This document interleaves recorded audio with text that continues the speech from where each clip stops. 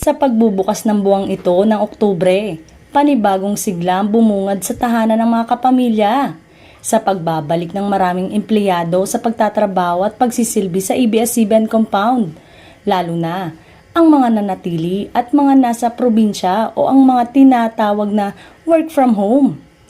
Patunay na sa kabila ng lahat ng mga pangyayari matapos ang pandemya at ang pagkawala ng prangkisa nito, narito pa rin ang Kapamilya Network, patuloy na bumabangon at patuloy tayong paglilingkuran ngayon ng mas maraming empleyado.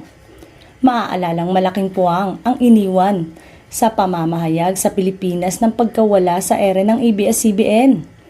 Maraming empleyado nang nawalan ng trabaho at ang iba naman ay napilitan na umalis at iwan ang network sa kanilang tahanan.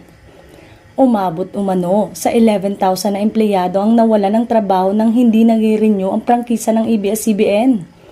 Ikinalungkot ng mga manggagawang ito noon ng ABS-CBN ang pag-shutdown ng operasyon ng kanilang kumpanya dahil itinaon pa ito sa panahong merong krisis ang Pilipinas. Matatanda ang naglabas pa ng cease and desist order ang National Telecommunication Commission nitong Martes laban sa ABS-CBN matapos mag-expire ang kanilang prangkisa noong May 4, 2020.